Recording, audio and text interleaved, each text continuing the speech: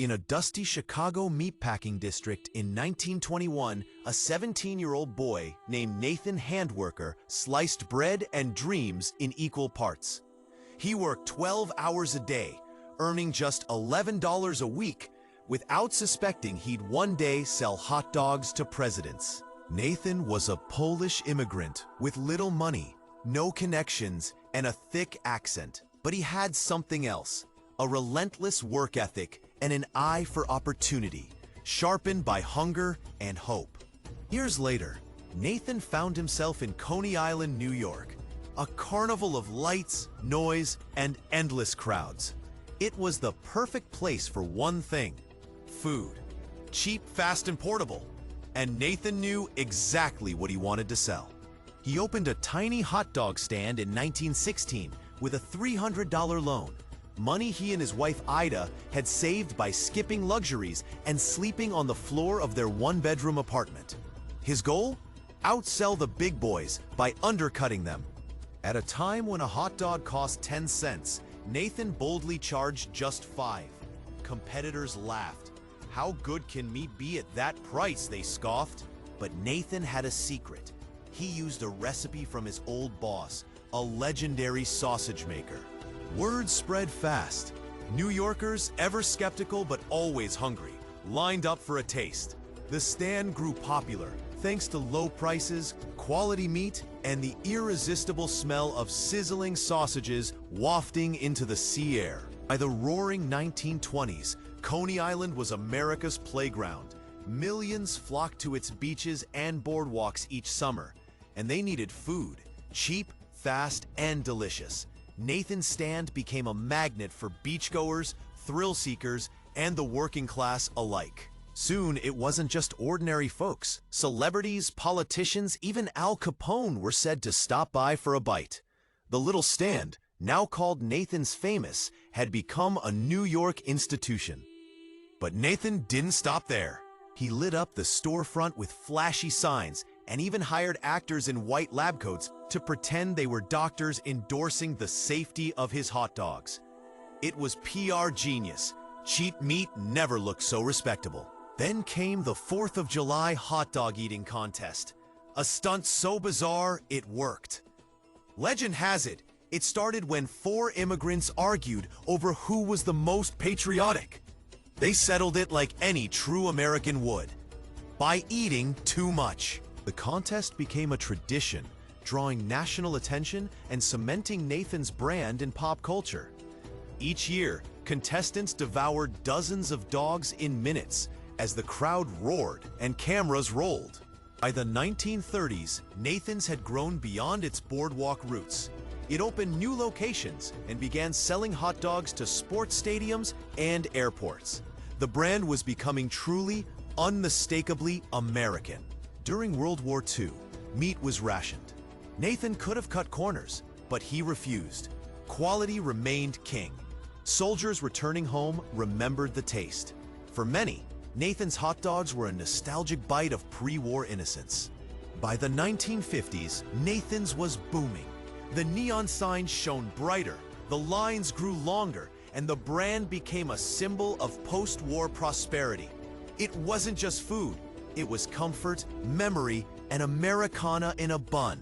Nathan's son, Murray Handwerker, joined the business and began expanding nationally.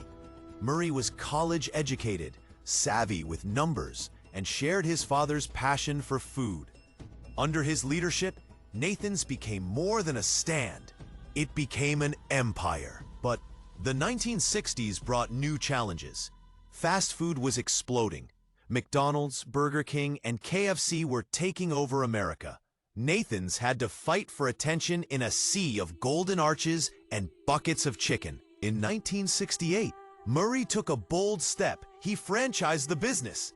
For the first time, Nathan's could grow without owning every location. It was a gamble, but one that paid off. By 1970, Nathan's Famous went public. Investors saw it not just as a hot dog stand, but as a growing brand with nostalgic appeal and room to scale. The American dream was now on Wall Street. Even presidents couldn't resist.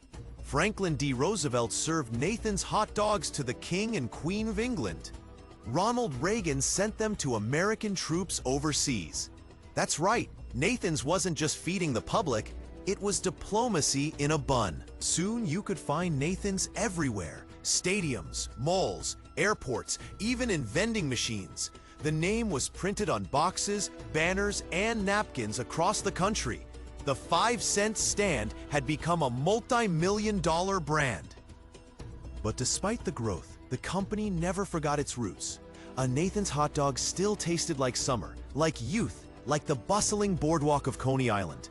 And honestly, isn't that what we're all hungry for? By the 1980s, Nathan's had become a nostalgic brand. People didn't just eat the hot dogs, they remembered them.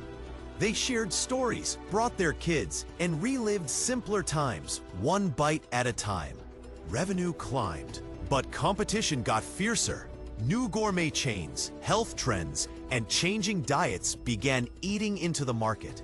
Nathan's wasn't just fighting for taste buds, it was fighting for relevance. To adapt, Nathan's diversified.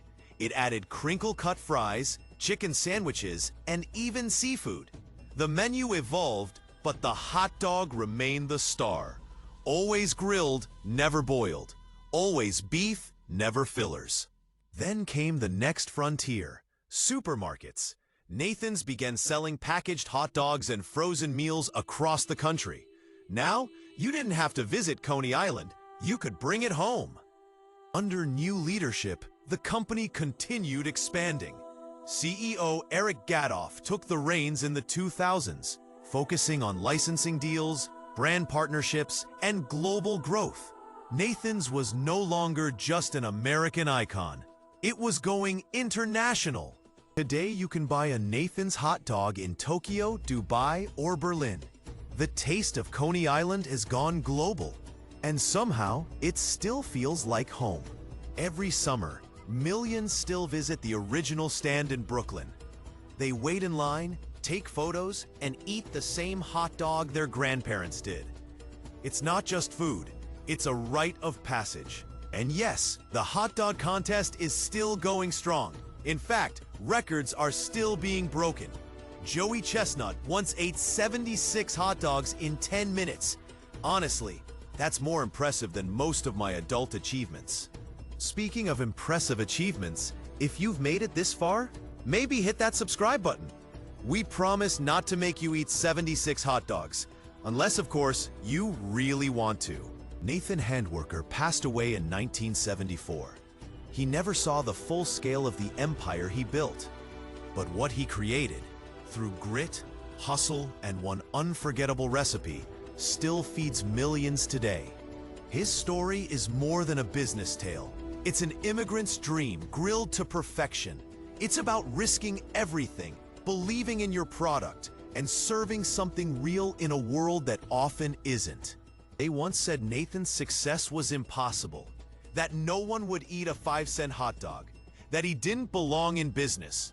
But Nathan didn't listen. He just kept cooking. Today, every bite of a Nathan's hot dog carries a piece of that story, of sacrifice, of struggle, of summer days and second chances. And maybe, just maybe, that's why it still tastes so good. As the waves crash on Coney Island shore, the smell of grilled hot dogs still fills the air. And somewhere, you can almost hear Nathan laughing, because the American dream, it came with mustard.